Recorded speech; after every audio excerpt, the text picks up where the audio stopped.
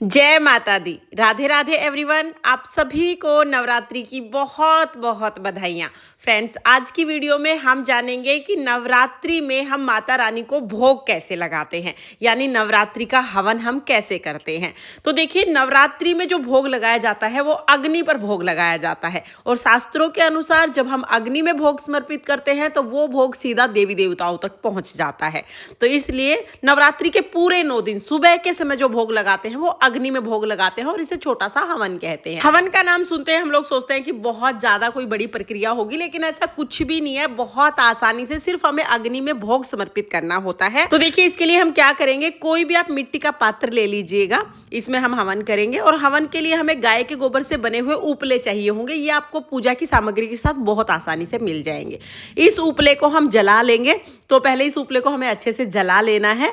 अच्छे से अग्नि प्रज्वलित करने के बाद अब इसको मिट्टी के पात्र में रखेंगे और फिर हम चौकी के पास लाकर हवन करेंगे। तो हवन के लिए पहले हम 2 आहुति इसमें घी की समर्पित करेंगे ताकि अग्नि अच्छे से प्रज्वलित हो जाए।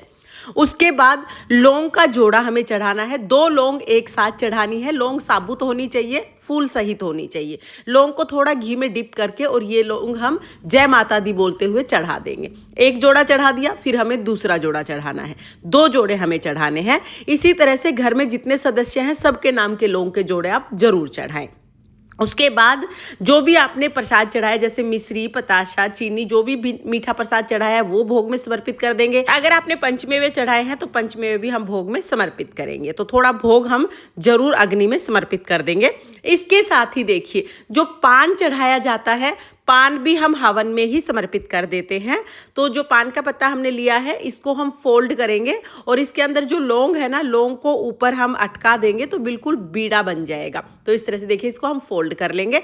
बहुत से लोग पान हवन में समर्पित नहीं करना चाहते, तो अगर आप पान समर्पित नहीं करना चाहते हैं ना, तो भी आप पान का जो पत्ता है, पान का जो भोग है, इसका छोटा सा टुकड़ा भोग जरूर आप अग्नि में समर्पित कीजिएगा। हम यहाँ पर पूरा पान समर्पित कर देते हैं। आप चाहे पूरा पान समर्पित कर दें, नहीं तो आप पान का भी छोटा सा टुकड़ा हवन में जरूर समर्पित कर दीजिएगा, ताकि पान का भी भोग सीधा देवी माता को प्राप्त हो जाए। तो इस तरह से हम सब चीजें भोग में समर्पित कर देंगे। उसके बाद थोड़ा कपूर डाल दीजिए ताकि अच्छे से अग्नि प्रज्वलित हो जाए।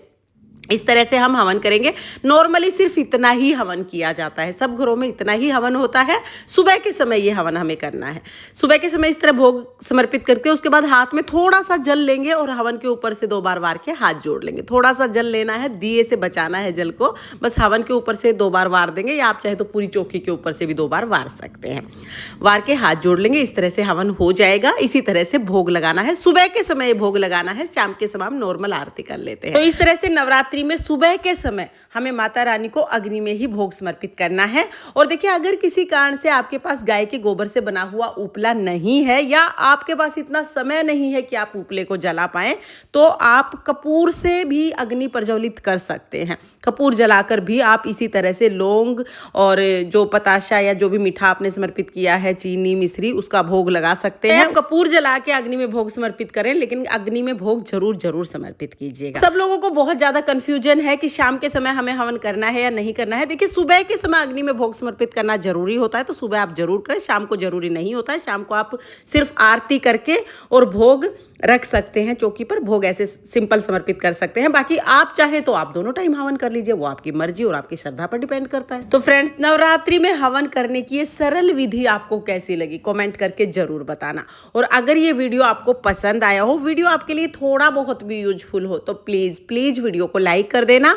और हम महिलाएं घर में तीज त्योहार कैसे करते हैं ये देखने के लिए मेरे चैनल को सब्सक्राइब कर लेना।